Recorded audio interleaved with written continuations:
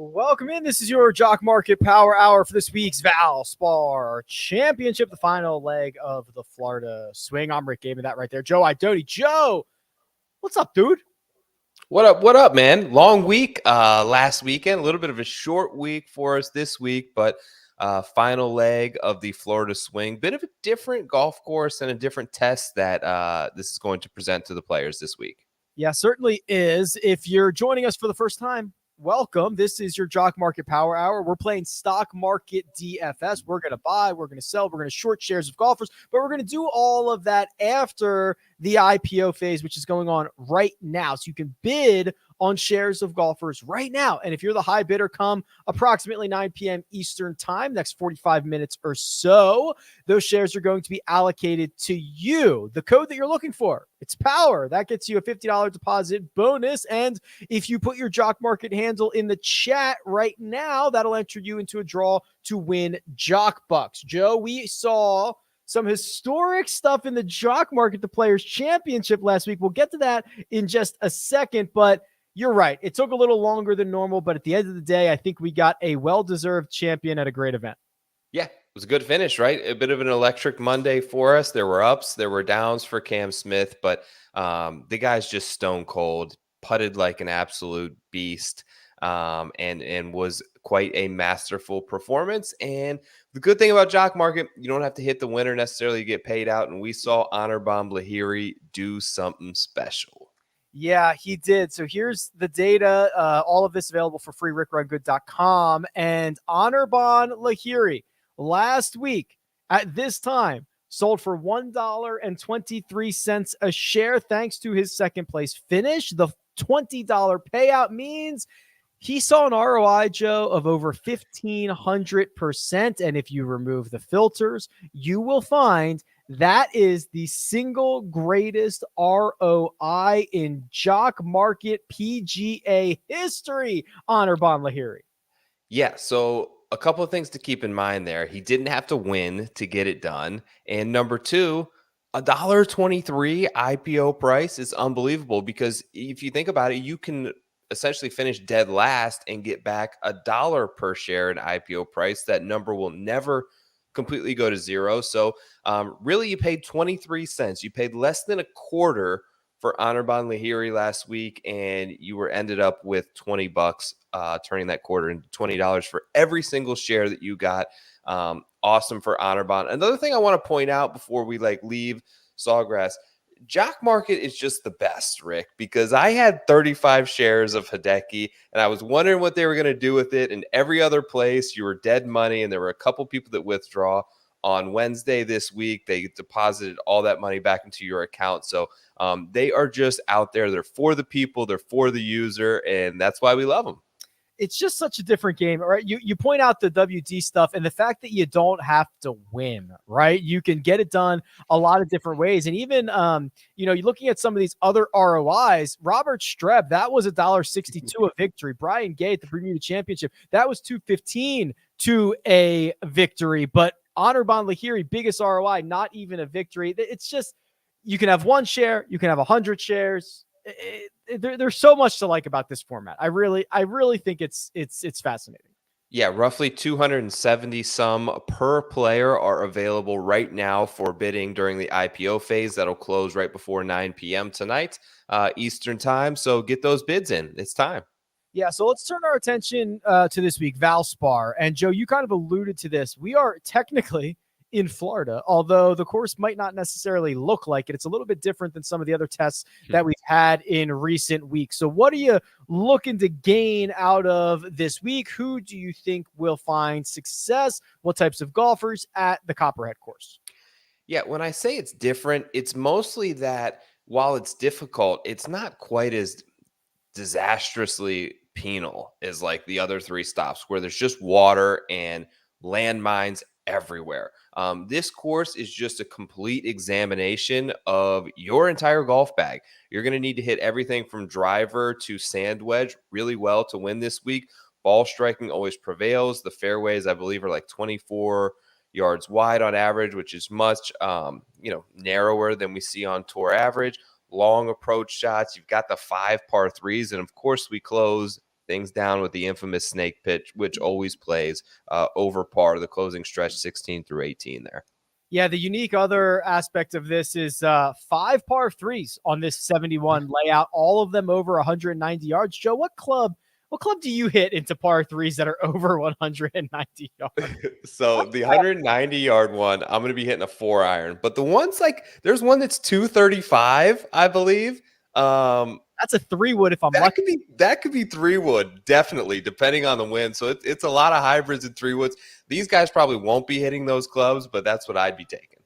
Yeah, David in the chat says, first time checking this out to see how it works. It works awesome. It's a lot of fun. Also, drop your Jock Market username in the chat, and I'll enter you in the draw here to win $20. And you can use the code POWER if you would like to deposit. Joe, couple other things. This field, outside of Paul Casey, twice a champion, outside Doug Gim, we did not necessarily get the mass exodus of golfers. We are still very much, top heavy field. We've got some star power here. Yeah, I think honestly players really prefer this type of golf course in Florida to the other 3 stops where we mentioned there's disasters. So this, we see the top players normally play pretty well and don't eject quite as much as we see at some of the other tracks. Plus, we're in full go tune-up phase for major season. Coming up here in a couple weeks, we start with the Masters. We have one a month. They're on after that. So these guys want to get their reps in. They want to get their tournaments in. This is a good one with the test. Obviously, a little bit different next week at the match play. This is a good spot. We've actually seen some crossover here with Augusta as well, with Spieth and with Bubba and with Charles and with Paul Casey, who plays well. I was watching the round from 2018 earlier, and it was like Tiger, Reed, Casey. And I'm like, all 3 of those guys played awesome at the Masters that year. So yeah, this is a good place to get some reps under the belt. It is a good test. Generally, if you're a couple strokes under par each round, that'll put you in contention. Although, Joe, are we expecting maybe a little bit easier conditions? We know you guys in Florida have just been getting dumped on for a while. I wonder how soft this course on the other side of the state is gonna be playing in terms of how firm it is. Yeah, it's been wet. Like down here where I'm at, we didn't have nearly the rain that they had at Sawgrass last week. Florida's big, but at the same point, yes, it's been raining pretty much every day in periods. I know that it rained a little bit during the practice rounds. It looks like we got pretty good weather. Fingers crossed for the next 4 days. But I would expect it to be softer than we're typically used to seeing. Plus the move back to March for this event, I think is going to the conditions are just going to be a little bit different this year. Yeah, for sure. Sam Burns broke the scoring record in May last year. So I don't know if we're going to get that version of this event. Okay, here's what we're going to do. We're going to now play bullish or bearish. This is Joe and I's opportunity to go through 4 different golfers and decide what side of the coin that we want to be on. So, Joe, the first one that we're looking at, Justin Thomas. He is $10.20. That's our fair value price, and we are assigning that to that would be an 11th place finish or better. Are you bullish or bearish on JT? I'm going to say bearish, just a little high on the fair value projection for me. He's so good, but there's one clear deficiency, and it's the strokes gained putting, right? He's ranks 115th in the field, the ball striking, the approach numbers, the long iron play. All of this sets up just the way you want it for Justin Thomas. But between him winning and finishing like 25th, it's going to come down to the putter being right for the week. And it's been wrong more often than it's been right lately. That said, if he was a little bit lower, somewhere in the mid-9s, I'd probably be more bullish. But at that price point, I'm going to say bearish. What about you? I will also take the bearish side, and I'd actually argue he has 2 deficiencies. One, the putter, you nailed that. And the other one is that when he misses with the driver, he misses big. And that is a little bit of a concern here. If you are playing not out of the rough, but like a little bit further than that, you're in the pine straw, you're in the trees, you're kind of blocked out. This is a course where and I have it right here, the green in regulation percentage is actually lower than the fairway in regulation percentage, which is kind of rare on the PGA Tour. These are the 6th hardest greens to hit on tour last year. And it's because you get blocked out a lot, Joe. And if he's not clicking, whether it's with the putter or with the driver, I do worry about him. So I'm going to take a bearish approach on JT at $10.20. Next up, Matt Fitzpatrick, who was incredibly popular at the Players' Championship, he missed the cut in amazing fashion, putted horribly, but he was also on the wrong end of the draw, Joe. So I want to get your thoughts on that. And we're using a fair value tonight of $8.16 on Fitzy, which would ask him to finish about 17th or better. I'm going to take the bullish side here. This is a good place to play Matt Fitzpatrick. We know that he doesn't have a propensity to necessarily post victories, but if you are willing to cross out the players, which I kind of am, especially the guys on the wrong side of the draw, it's really hard to factor in those strokes gained numbers because a couple of bad shots into the win, and it's going to look a lot worse than it was. Top 10s in the previous 3 starts before that. Putts great on Bermuda grass.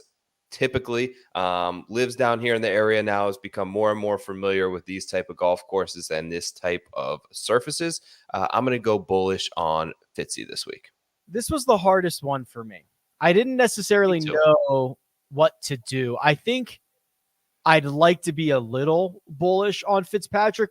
Again, I'm more than happy, as you mentioned, to wipe out the Players' Championship stuff, basically for anybody, but especially for the guys who were on the wrong end of the draw. And if you remove that, we are still in a place where he is a top 10 machine, and top 10s in the jock market pay pretty well. So I'm going to take a slight bullish approach on Matt Fitzpatrick. Next up is Keegan Bradley. $6.06. Had a close call last week. There was a moment I thought on Monday, oh my God, Keegan Bradley's going to win the Players' Championship. Did not happen, but he's 606 in our fair value tonight, and that is asking him to finish about 27th or better, Joe. I like it. I'm going to take the bullish side. I think he sets up nicely to potentially win this week. I know that's a dangerous thing to say with Keegan Bradley, but you got to kind of ride this Florida form, and I'm going to definitely put this in my notes for next year, but guys have been able, who started well at the Honda or the API, have just been kind of carrying it through the states.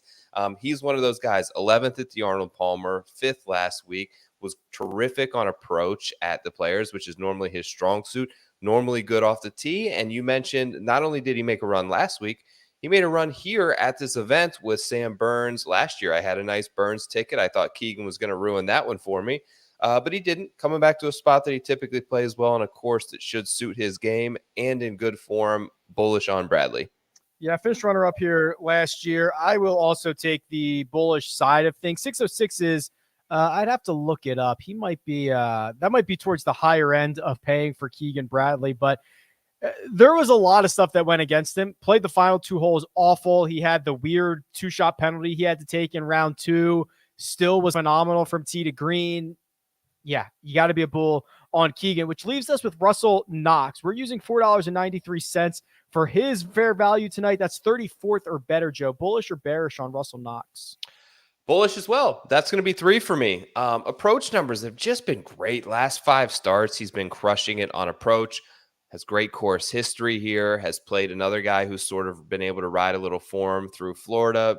Decent appearance at the Honda, but then played really well at the Players last week. Not putting it great, but that's kind of always his story. The tee to green stuff has been fantastic. I have him second in sort of fairways as well and good drives. So you put it in the fairway a lot this week. Maybe it's a little bit wet and they get preferred lies, ball in hand. I'll take some Russell Knox here to finish 35th or better. Yeah, so will I. We're pretty optimistic here tonight. $3.52 is the average IPO for Russell Knox. We're obviously using one that's closer to $5, but you're seeing an 18% average ROI, which is what I'm showing on screen here. And he's about a 50-50 golfer when it comes to either making you money or losing you money in the jock market. A lot more profits in recent weeks. And I just like the way that he sets up for this course. So pretty optimistic tonight, Joe, in our bullish and bearish segment. Yeah, I think it's the first time we've both gone with 3 bulls tonight. So we'll see how it works out for us. Scary stuff, scary stuff. Okay, before I unveil the big board, remember the code that you're looking for is POWER. That'll get you up to a $50 deposit bonus in the jock market. But Joe, I'm going to unveil the big board, and I'm not sure we necessarily have a clear top dog. You know, we've got Justin Thomas here. We've got Colin Morikawa here. We've got Victor Hovland here. If you want to throw DJ and Xander into the mix, fine. You're not going to get an argument from me. When this is all said and done in about a half an hour or so, who do you think leads the way? I think it's Justin Thomas. I think Vic and Colin are going to be in a battle closely behind for second, but I think the public sentiment this week is there on Justin Thomas. I know, and just listening to his interview, that he loves the golf course. The iron play has been sharp. Looking for him to have, of course, a good putting week. They all have a little bit of deficiencies, right? Colin has struggled with the putter. He's struggled in a lot of areas lately as well. Hasn't been his sharpest. And Vic is just, has this short game yips a little bit from time to time. So I think that Justin Thomas is probably going to have the most popularity tonight, which would leave him with the highest price. All right, well, here is Justin Thomas's golfer profile. And again, you can get all this at RickRunGood.com. I mean, a 10.5% ROI, Joe, for a golfer whose average IPO is over $9 is very solid. And that's only one victory. That was the Players Championship last year. So it's a pretty enticing little profile for a guy to get into your portfolio. It is, and you can really see not a lot of big downs either. So even when you play him, he's still able to return you a decent price per share back. It's not like you're getting totally the floor wiped and he's missing cuts. Only one missed cut on there since that victory. So he's pretty steady. He's reliable, and I think that he plays well this week. All right, well, with all that being said, the big board is ready to be unveiled, and the top dog as of right now is Russell Knox. Believe it or not. Obviously very early in the market, Joe. We've got some time left, but he's $4 a share right now. We've already talked about him, so we're seeing a little bit of steam early for Russell Knox. Aaron Wise is $3.06. Victor Hovland, $3. That's your first big dog. He's the second pre-ranked golfer. That matters, Joe, because in our world, in the jock market world, that pre-rank breaks ties. So if Victor Hovland is in a tie for third, there's only one other golfer in this entire field that would break ties before him. That would be said Justin Thomas. So you mentioned the Victor stuff, and sure, he has absolutely given away strokes on and around the green over the course of the past couple of weeks. Even with those deficiencies, Joe, here are his results. A staggering 22% ROI. You see the peaks in here. I mean, it's pretty incredible. He's electric, man. And when we did have a contest for the hero, so that's why you see those back-to-back wins there. He's just awesome right now. He's just a beast with the driver and his irons. One thing that did kind of catch my eye is maybe a spot of concern. And I don't know, maybe you can weigh in on how much emphasis you put in on this, but I looked at the par fives this week. So all play between 550 and 600 yards. Victor doesn't play those very well. In the last 36 rounds, I have him 123rd in the field in par five scoring from those ranges. Both JT and Morikawa are inside the top five. Do you like to loop in when you're looking at scoring? There's a lot of par threes this week, for instance. Are you sort of honing in on particular yardages there, or are you looking more big picture, just how he plays par fives? So I generally don't, because of there's a lot of flaws with it. However, I will do it more often for the fives. Like I do, or excuse me, for the threes. So I do like looking at it this week, because it's like, okay, if you have a par three that is over 190 yards, I mean, they're all hitting the same shot off the tee to that green. On the fives, you're like, well, was it a 3-shotter? Was it a 2-shotter? Did they lay up? There's just a lot more variables. I do wonder if it is, because you mentioned what were the numbers on the par fives again? It was stretching out to 600 yards, right? Yeah, 550 to 600. I believe the scorecard that I saw early in the week had all four within that range. Yeah, you do wonder if that's like a lot of them are coming up where they're in kind of these awkward, 40 yards and in on that third shot. And that's an area that you see JT just dead hands them to 6 feet every single time. And Morikawa can throw darts as well. And Victor's not necessarily as proficient. So it kind of passes the sniff test when you throw that out there. Yeah, you made a great point about the par threes, though. These are big boy par threes, the 200-yard plus ones. They are not. It's just totally different in terms of the club you're going to hit from the 130-yard shot that we saw last week at 17 at the Players. Honda, I believe the two bear trap par threes played around 140 yards. So you show up here and you've got 220. And if you're into that wind, it is a totally different profile in terms of what you're looking for, what club you're hitting, and is that a strength or is that a weakness of your game? Yeah, certainly. Let's continue through the top 10 here because, again, very, very early. Whoops, that is not the top 10. This is the top 10. Justin Thomas still $1 a share. That's obviously going to change. Xander Schauffele, $1 a share. And this is probably the guy, Joe, that the vast majority of us this week have kind of shrugged our shoulders. We've thrown up our hands. I don't know if we really know what to do with Xander. He's clearly an elite, but how do we invest in him in the jock market, or do we not? I don't know what to do with him this week. He's so good. You mentioned him with those other names. He obviously fits right in, but when I ran a stat model this week, I've got 1, 2, 3, 4, 5, 6, 7, 8, 9 different columns that I plugged in. Xander doesn't rate in the top 20 of any of those 9 columns, which is unbelievable for me to even see with my eyes, because you think of him as such a well-rounded player with such good strengths all the way around his game that he should be excelling over other players. He's just in a little bit of a funk right now. I think that he's had this event, planned to play this and been looking forward to it for a while. He doesn't have any history here, though. I don't really know what to do. It's going to come down to price for me. Like if he's well below Morikawa, Dustin Johnson, and you can get a discount of say $1, $1.25 on Xander, I could very much be talked into buying some shares. Do you think that he's the one of, like, let's say these 5 guys, JT, Victor, Xander, DJ, Colin, Morikawa, he's going to be the 5th most expensive of those this evening? I do. I just think I think the top 3 are pretty much set in there. And I think DJ is going to get some steam just because of, setting a course record on Sunday. And Xander, there just haven't been that many positive finishes to sort of lean on. 3rd pre-ranked. I do think that he probably goes 5th on that list. We'll see if that comes true. But I want to see how big that gap is between Dustin and Colin and Xander, because I do think he can be worth and we know he has upside. Yeah, we are seeing some movement now. So Victor catching lots of steam. Victor's already up to $7.36 a share. So this is starting to pan out a little bit. Still no movement on JT or Dustin Johnson as of yet. So after those big 5, JT, Victor, Xander, Dustin Johnson, Colin Morikawa, I think there's a pretty significant gap to the rest of the field. But golfer number 6 in the pre-rank is Terrell Hatton.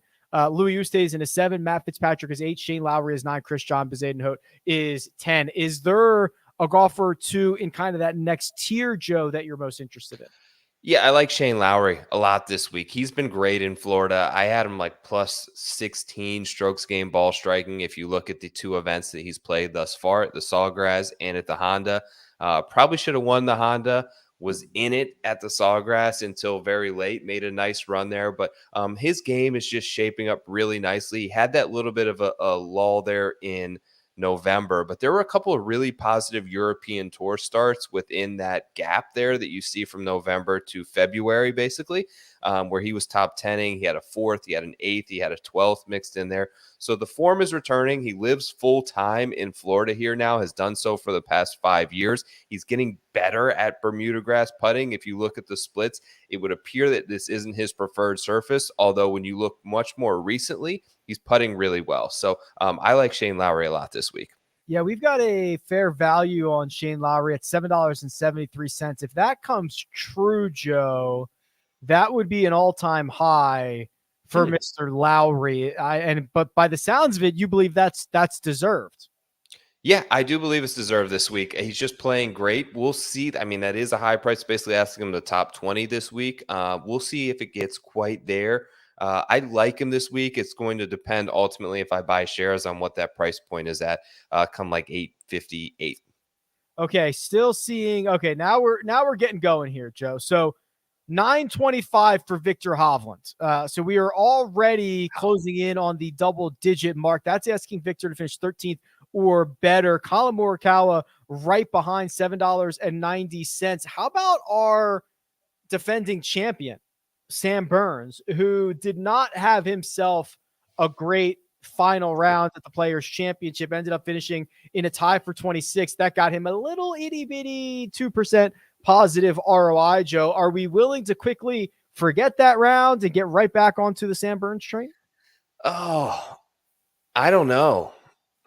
Probably not for me, if I'm being honest with you. It was a bad, I want to say Sunday. It was a bad Monday for Burns based on where he headed into that final round. I think that he was probably the favorite on many odds boards coming in. And he just didn't play well. He lost it off the tee. The approaches were not good. He didn't seem like he gave himself the right amount of birdie putts that he's used to. I was just watching Golf Channel before we came on here, and I think it was Kira or something. But anyway, she talked to Sam Burns and asked how he's feeling this week. And his response to her, "What day is it?" Like he's just seemed, and she even said he seemed like he was exhausted and worn out. He could probably put that all to bed and get an early night's sleep tonight and come out here and shoot 5 or 6 under tomorrow. But I'm probably on the more bearish side, given what everything that transpired last week and what he had to go through, going from like feeling like a sure thing top 5 to 26. He probably lost himself about $700,000 as well last Monday. So he's probably not in the greatest mood incoming as a returning champ. I saw that interview as well. Kira K. Dixon on the call with Sam Yep. Burns. I'm probably a bit more bullish than you are, but not without concern for Mr. Burns. Okay, let me give away a little bit of cash here. Brent McNerlin, congratulations. There you go. You are on the board. We will get that money over to you in a handful of business days. Bear with us. I just send over your username to the guys at Jock Market. They take care of it in a timely fashion. If you want to be like Brent and you want to win some money, it's very simple to do. You just have to drop your Jock Market username in the chat right now and use the code POWER to deposit while you're there. Are you hearing that echo, Joe? Or my side?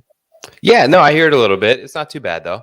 Okay, I didn't know if my mixer was acting up again here. So let me refresh this big board. And as we are about 15 minutes away from this IPO closing, why don't you give the folks at home an idea of how many different types or how many golfers you're probably going to try to focus on this evening? Yeah, I'm thinking 5 to 7 guys. Last week, I made a mistake. I'll be the first to admit it. I saw a lot of low prices on the higher end golfers and got excited. And this happens when you're moving at a rapid pace in the final 5 minutes. And I bid on a lot of those guys. Rory, I had some, it ended up paying off. I had some Vic shares, and I ended up spending too much at the top and forgot that it was TPC Sawgrass. And a lot of these guys just plummet and miss the cut. And it's a hard one to predict. I should have gone much lower knowing what I know now. You saw Varner and you saw Hoagie, and these guys really pay off at cheap prices. Lahiri that you mentioned. This week, I'm going to try to maintain a little bit more balance, although I do feel like this is a place where if you're a big name player and you come in here to play, they usually play pretty well. And the floor is probably a little bit higher on some of those big names, the Morikawas, the Thomases, the Hovland, than we saw through some of the more volatile events through Florida. Fair enough. Here's the latest big board. And if I'm sorting by the top 10, I see 1, 2, 3, 4, 5, 6 guys in the top 10, Joe, that are still sitting at exactly $1 a share. The biggest name of those, Dustin Johnson. We kind of skated over him a little bit here. I think there's a bit of general optimism on DJ this week, but I think his range of outcomes is significantly wide. Yeah, I do too. Look, go back, pull up that thing again. Not even many top 20s in there for Dustin Johnson.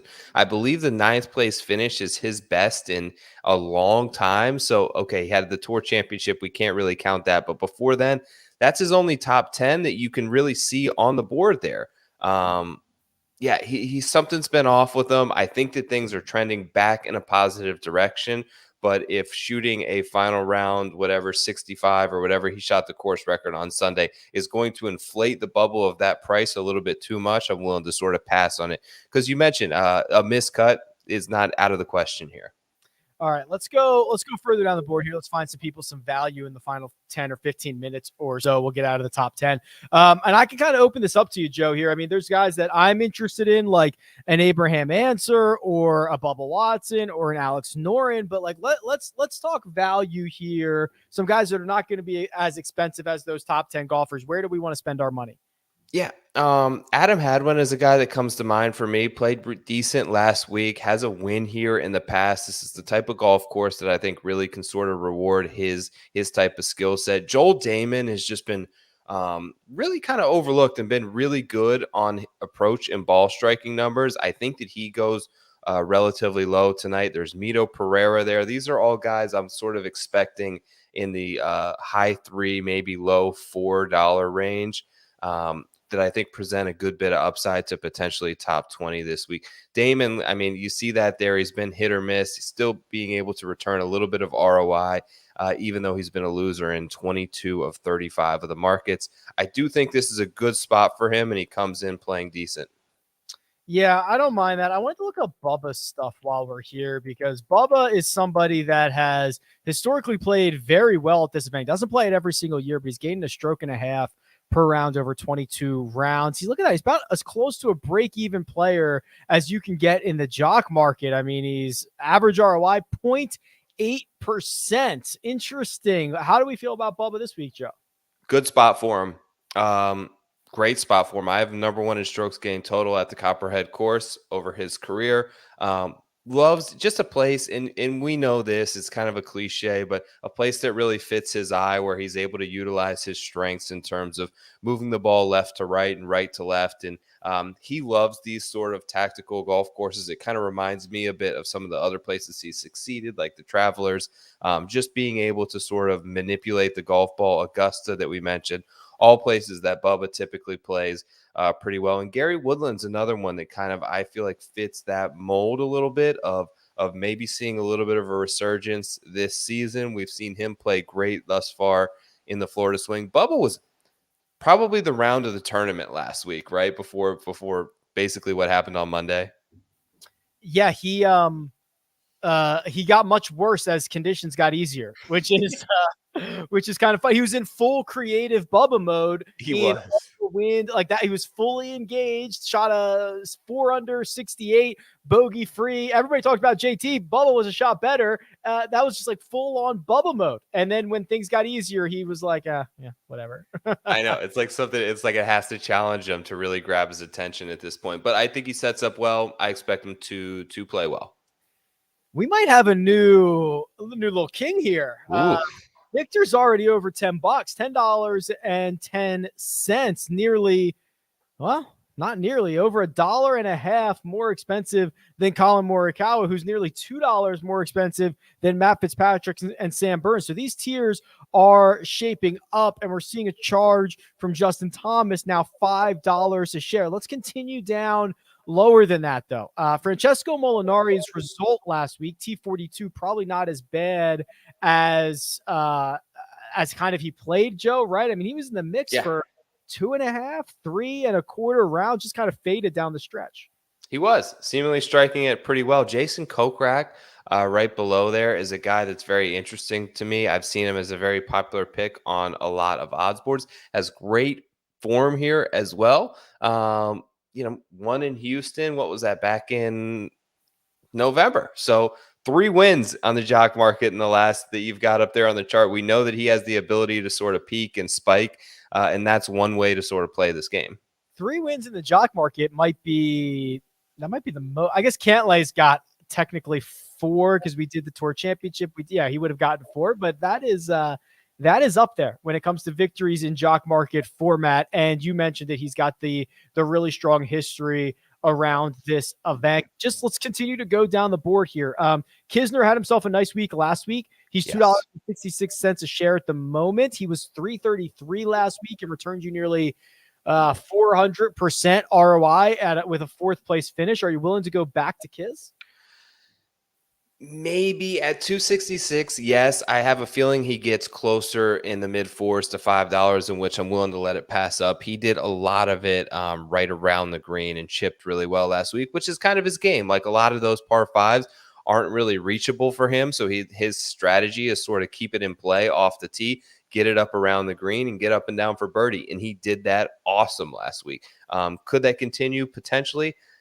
Holy mackerel. Brooks Koepka all the way down there at 208. We didn't talk about Brooks. We haven't. I think that's your guy. I think that's your cue. Yeah, what do you think, man? Because obviously I felt like he was getting it to 4 under there on Saturday, and they showed the coverage and they must have missed a shot, and all of a sudden he made bogey, then got to 17, and it was just terrible. Shot an 81, I think the worst round of the day. After that, there were signs of life before that. Is this a spot that you think he can succeed? And I guess I should ask a follow-up. Is this a spot that you think has his attention? I'm done playing the attention game. I have no idea. I have no idea what he shows up for and what he doesn't show up for. I'm probably a little bit worried about Brooks. You know, I don't have his metrics in front of me, but from what I remember earlier, he still has not putted well. Like even during this stretch of golf where he's shown 1 or 2 flashes, the putter's been gone outside of Phoenix. Well, outside of Phoenix is a place he's got like historically great success at in his career. It's kind of hard to put too much weight on that as not being an outlier, great spot for him. So I'm quite bearish on Brooks. Now, I mean, he's what did you say it was $2? And I'll buy all the shares at $2.08, but I imagine he's not going to finish there. We have his fair value tonight closer to about $6.80, Joe. Yeah, it's going to jolt up. We'll see a lot of these guys move here over the next, we only got about 6-7 minutes here before this thing closes down. Yeah, we're going to get to this final run here in just a second. But before I do, you mentioned Austin Cook is in this field. He's $2.05 right now, but I'd prefer Kurt Kitayama is here. Yeah. Austin Smotherman is here. Is there any other really cheap names? You mentioned Joel Damon a little bit earlier that you're going to keep an eye on right now. I like Kitayama. That's a good call. Peter Malnati making the cut last week could be a good spot for him. Lee Hodges is a guy that I watched at the Honda that played great. We'll kind of see how this thing shapes up, but we've definitely seen the strategy pay off of sort of scooping a lot of guys up on the floor because they are extremely volatile and hard to predict. Like nobody saw Anubhav Lahiri charging last week. So these guys down at the bottom are there for a reason, but if you can find the right one and get a big spike, obviously the payoff and the ROI is massive. It is 8:53 p.m. Eastern by my clock. So, Joe, we are going to get you out of here. This is the time of the night that Joe goes and makes his bids. Then we talk about his portfolio in just a few minutes. But give the people, especially the new folks tuning in, an idea of what the next probably 5 to 7 minutes is going to look like. Yeah, so a couple of tips if this is your first or one of your first times doing it. Favorite some players now. What I would recommend, secondly, is going in, and if you have a guy that you want to continue to monitor, put in like a placeholder bid. Put in 1 or 2 shares of him. That way he will pop over into your other tab so that you can see basically the guys that you've bid on and monitor how close that IPO price is getting to your bid price. The closer it gets, you may want to add more shares. You may want to up your price, but it's an easier way to sort of track things. It's a flurry of activity over the next 4 or 5 minutes here. So be ready, have them fingers ready to go. All right, Joe, get out of here. Good luck. We will talk to you soon, and I will take us the rest of the way here. So to put a little bit of timing on this, around 8:57 p.m. Eastern time, we enter a 90-second window. That 90-second window is a window in which the IPO phase can close at any moment, and it's done that way to stop anybody from writing a script or a bot that says, hey, I'm just going to put all these bids in at the last millisecond. With the random aspect of it, there's no way to kind of cheat the system. So it's for everybody's protection. So now this is when your phone starts going crazy, everything starts buzzing, and everyone is trying to steal shares from you. So let's take a gander over at the big board. The live pricing shows that Viktor Hovland continues to reign supreme. $10.16 a share. If you're a buyer at that price, you're asking Viktor to finish 11th or better. His fair value entering this evening was $9.82. We have snapped through that, and we have officially... No, we have not. I was going to say this is an all-time high for Viktor Hovland. It is not. He was $11 a share at, I believe that was last year's Arnold Palmer Invitational. So still some room on Viktor to get to that all-time high. Colin Morikawa is next, $8.77 a share. Now that is significantly below, or at least 50 cents below his fair value for this evening. So that's asking Colin Morikawa, one of the best ball strikers on the planet, to finish about 15th or better, 877 a share. Xander Schauffele making some waves here. He's the only other golfer over $8, currently at 809. Late movement on Justin Thomas. He is the number one pre-ranked golfer. He breaks all ties. If he ties with anybody at any position, he's getting the full share. He's the only golfer in the field who can accomplish that feat. $7.77. Terrell Hatton, a top 10 player, sixth in the pre-rank, is $7.26 with Sam Burns and Louis Oosthuizen right behind. Let me give this board a refresh. 8:56 by my clock.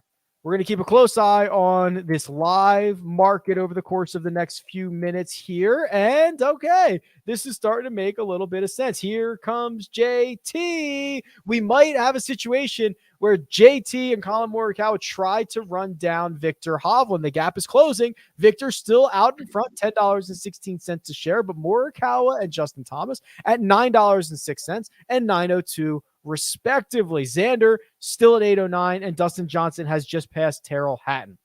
We are seeing movement from some of the Euros. Here comes Matt Fitzpatrick, 7.25. I saw somebody in the chat say, I bid on the wrong Fitzpatrick. Yeah, Alex, his brother, also in the field. Be careful. Make sure you get the right Fitzy. Shane Lowry, St. Patrick's Day week. Shane Lowry, $7.16 for the Irishman. He's a top 10 golfer. He's your ninth pre-ranked golfer. Abraham Answer making his way up the board. This is the group of guys I like right here. Answer at 658, Noren at 634, Keegan at 605. That's asking them to finish at those prices approximately 25th or better. Something like that. Answer probably benefits from the fact that being in the fairway is so critically important. Keegan has a complete game right now outside the putting. And then Alex Noren has completely improved his approach play. Really liking to see the way that he grinds. Jason Kokrak, Brooks Koepka, Harold Varner III, the only other golfers over $6. Let me try to steal a refresh here, because by my clock, it's 8:57. If we are not already in that 90-second window, we're very close to being in it. We enter it in this minute, and then, of course, there's a 90-second random aspect to it where this thing can close at any time. If it closed right now, Viktor Hovland would be the most expensive golfer on the slate at 1038. Not the most expensive price we've ever seen on Vic, the second most expensive, but it's not going to be easy because JT is trying to track him down. $9.99. What else do we see? A couple of more guys getting over $6 a share. Christian Bezuidenhout right there. Tommy Fleetwood on the verge. Let's scroll down a little bit further and see if we can find some other golfers here. Troy Merritt, 444, has two top 10s here in his last handful of trips, including last year. Made the cut at both the Players' Championship and the Bay Hill, the Arnold Palmer Invitational. Francesco Molinari, who we chatted about, 390. Canadian ball striking phenom Adam Svensson, 388. What else do I have? Down here? Ches Reavie, 310. Any notables? Kurt Kitayama up to 307. I guess Kurt Kitayama is a notable now. Let me get a refresh in. 8:59 by my clock. We're moments away. From this thing closing. As of right now, we're still live. And as of right now, Viktor Hovland is still the golfer at the top of the board, and it's getting more expensive. 1035. Justin Thomas has not snapped through the $10 mark yet. He's $9.99. Colin Morikawa, the only other golfer over $9, $9.06. A little bit of movement on those guys I was talking about. Noren now up to 634. Answer is over 709, but Keegan's still hanging down there at 605. He's lagging behind the others just a bit. Is that it? Ding, ding, ding, ding, ding. The IPO hour has closed. Shut it down. 8:59 p.m. Eastern time by my clock. Joe, how was your experience? Good. My experience was good. Lost, last second one was going in for some Terrell Hatton shares. Missed on that. Got outbid alert. Share came in on Shane Lowry as well. We'll see what I ended up with. But it looks like I got 6 orders in. I'm not sure if I'll get them all. Let you know in a second.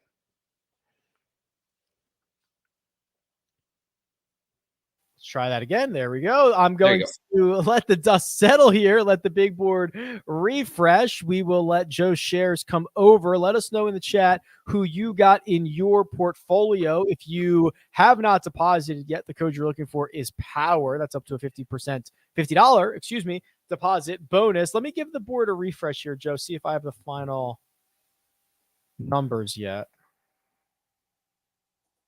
Not quite yet. Okay, while we do that, why don't we go through your portfolio And I can actually see Tom got some Answer, some Von Taylor, and Ryan Brem. That's going deep down the market. I like that. My man Tom, I got some Ryan Brem as well. Oh boy, we got to get into this. Okay, let's talk through your portfolio. Okay, just a second. I'm just waiting for it to come over. Okay. At the top, Louis Oosthuizen at $7.80 per share. Moving down, Jason Kokrak at 650. Gary Woodland at 505. And then my sort of cheap penny stocks for the week, as we like to call them, Doc Redman, $3. Austin Cook at 220 and Ryan Brem $1.99. So he cost 99 cents. Get him at the dollar store. Ryan Brem this week won on it was Corn Ferry Tour event, right?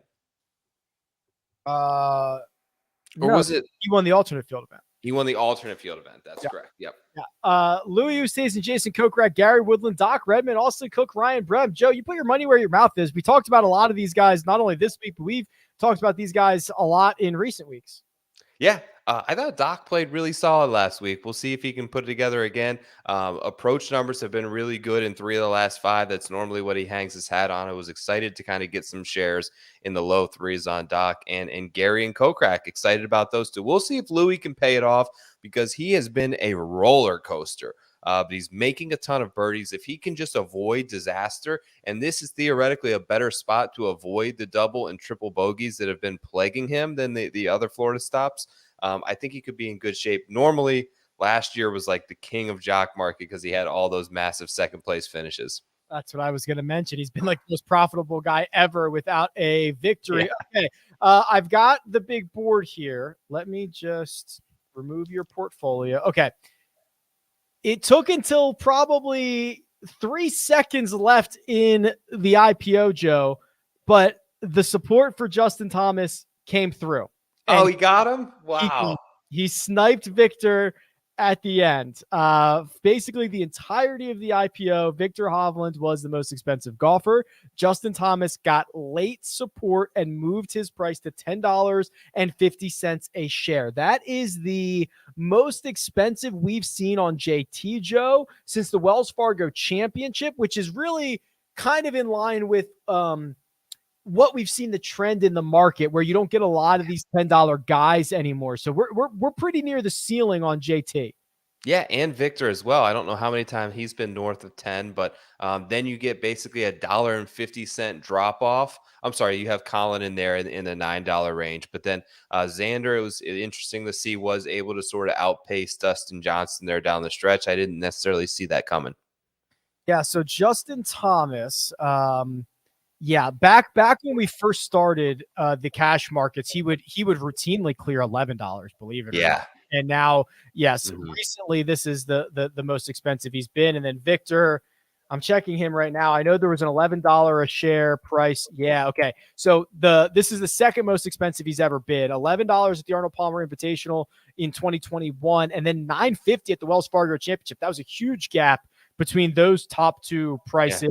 So now we've got one in the middle. We've got him at $10.35 with Colin Morikawa at $9.06. And I'll tell you what, $9.06, it's lower than his fair value. It's asking him to finish 13th or no, it's asking him to finish, let's see.